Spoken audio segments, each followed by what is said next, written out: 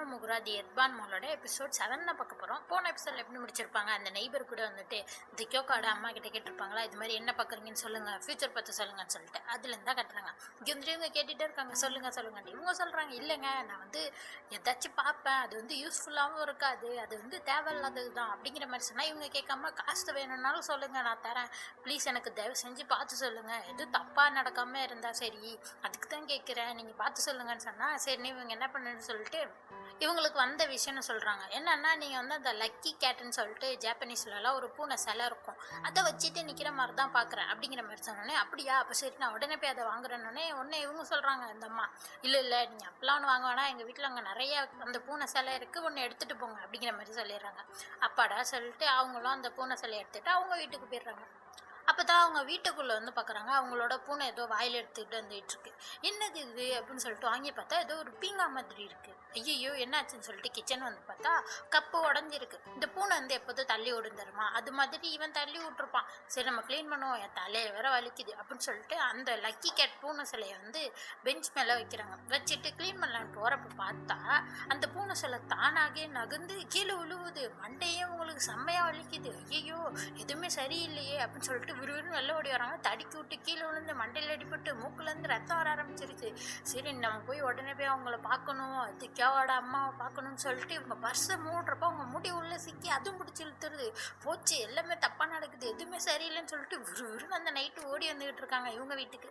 இங்கே நம்ம மோகுரா அந்த ஷியோ கியோக்கா எல்லான்னு சொல்லிட்டு சாப்பிடலான்னு சொல்லிட்டு வரப்ப அப்போ தான் திருப்பி காலிங் பில் அடிக்குது. கியோக்காவோட அம்மா போய் பார்க்குறாங்க, யாருன்னு சொல்லிட்டு பார்த்தா இந்த லேடி தான். இவங்க வந்து புலம்பிகிட்டு இருக்காங்க, நீங்கள் சொன்ன மாதிரிலாம் நான் செஞ்சேன், ஆனால் எதுவுமே நடக்கலை, எதுவுமே சரியா இல்லை, எல்லாமே தப்பாக நடக்குதுன்னு சொல்லிட்டு அவங்க கத்திக்கிட்டு இருக்கு. இவங்க சொல்கிறாங்க, நான் தான் சொன்னேன்னா அது ஒரு விஷயம்தான், அது வந்து நடக்கும்லாம் தெரியாது அப்படிங்கிற மாதிரிலாம் இவங்க சொல்லிகிட்டு இருக்கு. அப்போ தான் வந்து ஹஸ்பண்ட் வந்துடுறாரு. இவர் வந்து குறுக்கையில் கேட்டுட்டு இருக்காரு, என்ன ஆச்சு முதல்ல அதை சொல்லுங்கள் அப்படிங்கிற மாதிரி கேட்குறாரு.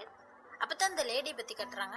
இவங்க வந்து பார்த்திங்கன்னா முன்னாலேருந்து இந்த கியோட அம்மாவை தெரிஞ்சிருக்கும். அவங்க வந்து ரொம்ப சந்தோஷமாக இருப்பாங்களா அவங்க ஹஸ்பண்ட் கூட, அதெல்லாம் பற்றி இவங்களுக்கு கொஞ்சம் ஒரு மாதிரி பொறாமையாக இருக்கும், கவலையாக இருக்கும். இவங்களால இப்படி வாழ்க்கை வாழ முடியலையே அப்படிங்கிற மாதிரி இவங்க ஹஸ்பண்ட் வந்து இவங்களை கண்டுக்கவே மாட்டாங்க. எப்போதுமே இவங்களை வந்து அசிங்கப்படுத்த தான் பேசுவார், நீ வந்து வேஸ்ட்டு, எதுக்குமே யூஸ்ஃபுல் இல்லை அப்படிங்கிறபடி. இவங்க வந்து திருப்பி ஒரு சத்தம் கூட போட மாட்டாங்க, எதிர்த்து கூட பேச மாட்டாங்க.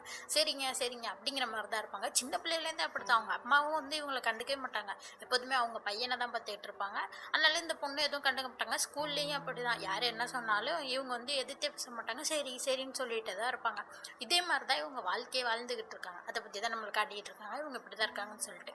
அப்படியே இவங்க அப்படியே நின்றுக்கிட்டு இந்த கியோட அம்மாவையும் அப்பாவையுமே குறுகுறுன்னு பார்த்துட்டு இருக்கா. அப்போ தான் நம்ம கியோ வந்துடுறான். அவன் வந்துட்டு கத்த ஆரம்பிச்சிடறான், இது மாதிரி உங்களுக்கு ஜாதகத்து மேலெல்லாம் நம்பிக்கை இருக்குல்ல, பேய் ஓட்டுறது மேலே நம்பிக்கை இருக்கா, எங்கள் அம்மாவால் பார்க்க முடியாத விஷயத்தெல்லாம் என்னால் பார்க்க முடியும் அப்படின்ற மாதிரி சொல்லிகிட்டு இருக்கான். இது மாதிரி என்ன சொல்கிறான்னா, நீங்கள் தான் சரியில்லை, உங்களுக்காக நீங்கள் எப்போதுமே நிற்கவே இல்லை, அதனால தான் உங்களுக்கு இவ்வளோ பிரச்சனை, இப்படியே இருந்தீங்கன்னா நீங்கள் மொத்தமாக உங்கள் வாழ்க்கையை இழந்துருவீங்க அப்படிங்கிற மாதிரிலாம் சத்தம் போட்டுட்டு இருக்கான். அப்போ தான் ஷியோ வந்து மோகுராட்ட கேட்டுக்கிட்டு இருக்கான், என்ன சொல்லிக்கிட்டு இருக்கான் அப்படிங்கிற மாதிரி. அப்போ தான் மோகுரா சொல்கிறான், இவங்களை சுற்றி நிறைய ஆவிகள் சுற்று தான், சொல்லப்போனால் இந்த வீட்டுக்கு வரத்துக்கே எல்லா ஆவியும் பயப்படும், ஆனால் இந்த ஆவிகள் எதுவுமே பயப்படாமல் இவங்க கூடயே தொத்திக்கிட்டு இந்த வீட்டுக்குள்ளே வரைக்கும் வந்திருக்குன்னா பார்த்துக்கோ, அதுங்களாம் எவ்வளோ கொடூரமான ஆவின்னு சொல்லிட்டு. என்னாலேயே அந்த ஆவிங்களெல்லாம் ஃபேஸ் பண்ண முடியாது, ஏன்னா இவங்க வந்து ஒரே நெகட்டிவாகவே இருக்காங்களா, இவங்களை வந்து எல்லாருமே ஈஸியாக யூஸ் பண்ணிக்கிறாங்க, இவங்க வந்து எதுவுமே எதிர்த்தே பேச மாட்டுறாங்க. அது தெரிஞ்சுக்கிட்டு இந்த ஆவிங்களும் இவங்க வந்து ரொம்ப வீக்காக இருக்காங்க, இவங்களோட ஸ்பிரிட் லெவலும் ரொம்ப வீக்காக இருக்குது அப்படின்னு சொல்லிட்டு இதுங்களும் சொத்திக்கிட்டு இவங்களே தொல்லை பண்ணிக்கிட்டு இருக்கு. அந்த ஆவிங்கெல்லாம் பேசிக்கிட்டு இருக்கு, இவங்கள நம்மளுக்கு ரொம்ப ஜாலியாக இருக்குது, வா அடுத்து வந்து அங்கே இருக்க பெரிய பூனை இருக்குல்ல அதை ஏதாச்சும் பண்ணி பார்ப்போம், அதே மாதிரி இது பண்ணுவோம் அது பண்ணுவோம்னு சொல்லிட்டு இதுங்க மட்டும் பேசிகிட்டு இருக்கு. இவங்களுக்கு ஏன் தலைவலி வருதுன்னு இப்போ தான் கட்டுறாங்க. பார்த்தா இவங்க தலையில் வந்து இந்த கடலில் இருக்கும்ல ஓட்டான்னு சொல்லிட்டு ஒரு உயிரினம், அது மேலே உட்காந்துக்கிட்டு நொட்டுன்னு இவங்க தலையில் தட்டிக்கிட்டே இருக்குது. அதனால தான் இவங்களுக்கு இப்படி தலைவலிச்சிக்கிட்டு இருக்கு. அதை தான் அந்த மோகுரா சொல்லிகிட்டு இருக்கான். இப்போ வந்து கியோக்கு செம கோவமாயிடுச்சு. இவங்க உள்ளே வந்ததுனால இவங்க கூட சேர்ந்து அந்த ஆவிகளும் வந்துட்டா, இதனால என்னோட அமைதியும் போயிடுச்சு அப்படின்னு சொல்லிட்டு அவனோட பூனையை வச்சு இந்த பேய்ங்க எல்லாரையுமே துரத்தி விடு நாபசியமா அப்படிங்கிற மாதிரி சொல்லிடுறான். அதே மாதிரி அந்த பூனை எல்லா ஆவிகளையும் கடிச்சு சாப்பிட்டு இப்போதான் அந்த லேடி பார்க்குறாங்க. எல்லா ஆவியும் போனதுக்கப்புறம் இவங்களுக்கு ஒரு ரிலீஃபாக இருக்குது, தலை வலிக்கவும் இல்லை. அப்போ தான் வந்து இந்த பையனை பார்த்துட்டு யோசிச்சுட்டு இருக்காங்க, ஓ இவங்களோட பையனும் கூட ஏதோ சூப்பர் பவர் இருக்கு போலையே, ரொம்ப நல்ல பையனாகவும் இருக்கான் அப்படிங்கிற மாதிரி பார்த்துட்டு இப்போ தான் அவங்க உண்மையே சொல்கிறாங்க. உன்னை பார்த்தா எனக்கு எப்போதுமே பொறாமையாக இருக்கும் தெரியுமா அப்படின்ற மாதிரி கியோ அம்மாட்ட சொல்கிறாங்க. அப்போ தான் மோகுரா வரான், இப்போயாச்சும் உன் மனசில் தோன்றதை சொல்கிறியே, நீ தான் வந்து உனக்காக பேசணும், நீ எல்லாருக்கும் ஆமா சாமி போட்டுக்கிட்டு இருந்தா இப்படி தான் எல்லாருமே உன்னை ஏச்சிட்டு போயிடுவாங்க, உனக்காக நீயே சண்டை போடலன்னா யார் வந்து நிற்பா அப்படிங்கிற மாதிரிலாம் சொல்லிட்டு இருக்கா. அப்போ தான் அந்த கியோப்பெல்லாம் சொல்கிறான், ஆமாம் எங்கள் குடும்பமும் அப்படி தான், நாங்கள் வந்து சீக்கிரமாகவே இறந்து போயிடுவோம், ஆனால் நாங்கள் தானே அதை மாற்றணும், அது மாதிரி நீங்கள் தான் உங்கள் வாழ்க்கையை மாற்றணும் அப்படிங்கிற மாதிரிலாம் சொல்லிட்டு இருப்ப தான் மோகரா சொல்கிறான். ஆனால் அது ஈஸியாக பண்ணிட முடியாதுடா, நீ பாட்டுக்கு ஈஸியாக சொல்லிட்டு இருக்க, அதுக்கும் இவங்க வந்து ஏதாச்சும் பண்ணணும் தானே அப்படிங்கிற மாதிரி சொல்கிறான். அப்போ தான் ஒரு குரல், நான் வேணா உதவி செய்கிறேனே அப்படிங்கிற மாதிரி. அது யாருன்னு இப்போ நம்மளுக்கு காட்டலை, இந்த லேடியோட வீட்டை தான் கட்டுறாங்க. இங்கே பார்த்தா இந்த லேடியோட ஹஸ்பண்ட் வந்துடுறாரு. வந்துட்டு என்ன இருட்டாக இருக்குது, ஏன் இப்படி உட்காந்துருக்க, சாப்பாடு செஞ்சே இல்லையா அப்படிங்கிற மாதிரி மிரட்டிகிட்டே தான் கேட்குறாரு. சாப்பாடு செய்கிற மாதிரி தான் வேலை, அதை கூட நல்லா உருட்டியாக பண்ண முடியாதா அப்படிங்கிற மாதிரிலாம் கத்திக்கிட்டே கிடக்குறாரு. அப்போ சொல்லிட்டு இருக்கான், அதெல்லாம் நான் எதுவும் பண்ணலை அப்படிங்கிற மாதிரி கோவமே உட்காந்துருக்கா. எவ்வளோ துமுறு இருந்தால் இப்படி நீ எழுத்து பேசுவ அப்படிங்கிற மாதிரி சொன்னாலே அவ்வளோதான். அந்த லேடி எழுந்திரிச்சு செம்ம கற்று ஆரம்பிச்சிடுறாங்க. எவ்வளோ தைரியம் இருந்தால் நீ என்ன இப்படி பேசுவ, நீ எவ்வளோ துமுறு இருந்தால் இப்படிலாம் பண்ணுவேன், நீ வந்து வேலையே ஒழுங்காக பார்க்க மாட்டேற, அடுத்தவங்களை குறை சொல்கிறியா அப்படிங்கிற மாதிரிலாம் சத்தம் போட்டுட்டு இருக்கா. யார் இப்படி சத்தம் போட வைக்கிறான்னு பார்த்தா நம்ம இந்த அக்கா பொண்ணு ஆவி இருந்தால, அப்போ கூட பேர் இருந்தால போன எபிசோட்ல, அந்த ஆவி தான் உதவி செய்கிற அந்த லேடிக்கு. அவங்க பிடிச்சி நல்லா இந்த ஹஸ்பண்டை பிடிச்சி திட்டி விட்டுறாங்க. அவர் பயந்து போய் கீழே விழுந்துறாரு. இதோட இல்லாமல் அவங்க அம்மாவுக்கும் ஃபோன் அடித்து கத்தி விட்டுறாங்க, நீ எப்போ பாரு அண்ணனே பிடிச்சி தங்கிட்டு அப்படின்னா உடம்பு சரியாயிட்டல, இன்னும் விடாமல் அவனே பார்த்துக்கிட்டு இருக்க, நான்லாம் வீட்டுக்கு வரவே மாட்டேன் அப்படிங்கிற மாதிரிலாம் கத்தி ஃபோனை வச்சிடுறாங்க. அப்போ இந்த அக்கா பண்ணும், அப்பாடா வேலை முடிஞ்சிட்டு அப்படின்னு சொல்லிட்டு அவள் கிளம்பி போயிடுறா. இப்போ தான் அவங்க சுயநினைவுக்கு வராங்க. வந்துட்டு பார்க்குறாங்க, ஐயோ நம்ம பாட்டுக்கு இப்படி பேசிட்டோமே, அம்மா என்ன மன்னிச்சிருங்கம்மா அப்படிங்கிற மாதிரிலாம் தனியாக சொல்லிட்டு இருக்காங்க. அப்புறம் அவங்களும் யோசிச்சு பார்க்குறாங்க, நல்ல வேலை, ஆனால் இப்போ கொஞ்சம் ரிலீஃபாக இருக்குது, எல்லாமே பேசினதுக்கப்புறம் இப்போ கொஞ்சம் நிம்மதியாக இருக்குது அப்படிங்கிற மாதிரி சொல்கிறாங்க. திருப்பி இந்த பொண்ணை காட்டுறாங்க. மோகராட்ட தான் வந்து சொல்லிகிட்டு இருக்கா, இது மாதிரி நான் அவங்கள வந்து புஷ் தான் பண்ணேன், அவங்களே அவங்க மனசில் இருக்க எல்லாத்தையுமே சொல்லிட்டாங்க அப்படிங்கிற மாதிரிலாம் சொல்லிட்டு இருக்கா. அப்போ தான் மோகரா கேட்குறான், இந்த வீட்டுக்குள்ளே வர முடியாது, நீ எப்படி வந்த அப்படிங்கிற மாதிரி. பார்த்தா ஷியோ பொண்ணு கூட தான் நிறைய பேய் வருமே, அது கூட செஞ்சுதான் இந்த குட்டி பொண்ணு வந்துருக்கலாம். இப்போ கொஞ்சம் நாளில் வந்து ஆஃப்டர் லைஃபுக்கு போக போகிறான், அது வரைக்கும் நான் அந்த டவுனை சுற்றி பார்த்துட்டு போக போகிறேன் அப்படிங்கிற மாதிரிலாம் பேசிகிட்டு இருக்கான். அப்போ தான் கட்டுறாங்க, அந்த நெய்பர் லேடி வந்து முடியெல்லாம் வெட்டிக்கிட்டு இப்போ வந்து ஒழுங்காயிட்டாங்க.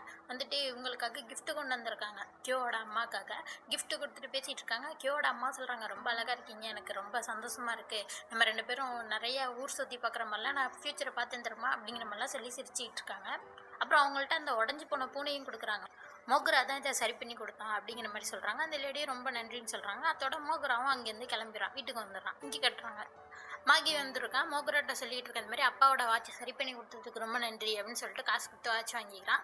என்னென்னா இப்போ வந்து மோகரா தான் எந்த வேலையும் பார்க்கல, அதனால ரிப்பேர் பண்ணுற வேலை பார்த்துட்டு இருக்கான். ஃபோனை தவிர இது எல்லாத்தையுமே நான் ரிப்பேர் பண்ணுவேன்ப்பா அப்படிங்கிற மாதிரி எல்லாமே ரிப்பேர் பண்ணி தந்துட்டு இருக்கான். இதில் வேறு என்ன சொல்கிறான்னா, நான் வந்து இன்னும் புதுசாக நிறைய பண்ணியிருக்கேன், வந்து பாருங்கன்னு சொல்லிட்டு காட்டுறான். இந்த ரியலிஸ்டிக்காக அந்த ஃபுட்டெல்லாம் இருக்கும் தெரியுமா, அது மாதிரிலாம் பண்ணி வச்சிருக்கான், அதெல்லாம் கட்டிகிட்டு இருக்கான். இவங்க சொல்லிட்டு இருக்காங்க, எல்லாமே சூப்பராக இருக்குப்பா, ஆனால் இந்த காலத்தில் மாங்காய் ரொம்ப சேல் ஆகுது தெரியுமா, நீ பேசாமல் எதுக்கு மாங்காய்லாம் எழுதக்கூடாது அப்படிங்கிற மாதிரிலாம் கேட்டுட்டு இருக்காங்க. ஏன்னா வந்து ரொம்ப வருஷமாக வளர்றான், நிறைய கற்று தெரியுமில்ல அப்படிங்கிற மாதிரி சொன்னீங்கன்னு வச்சுட்டு இருக்கான். ஓ அப்படியா, அப்படின்னா நான் அதையும் ட்ரை பண்ண போகிறேன் அப்படிங்கிற மாதிரிலாம் பேசிகிட்டு இருக்க பார்த்தா மாகிக்கு ஒரு ஞாபகம் வருது. இவனுக்கு ஒரு அசைன்மெண்ட் கொடுத்துருக்காங்களாம், இது மாதிரி ஏதாச்சும் ஒரு வித்தியாசமான ஃபெஸ்டிவலை பற்றி எழுதணுமா. இது வந்து நார்மலாக இருக்க ஃபெஸ்டிவல் எழுதக்கூடாது, சில கிராமத்தில் தனியாக அவங்களுக்குன்னே ஒரு ஃபெஸ்டிவல் நடக்கும்ல, அது மாதிரி வித்தியாசமாக இருக்க ஃபெஸ்டிவல் எழுதணுமா.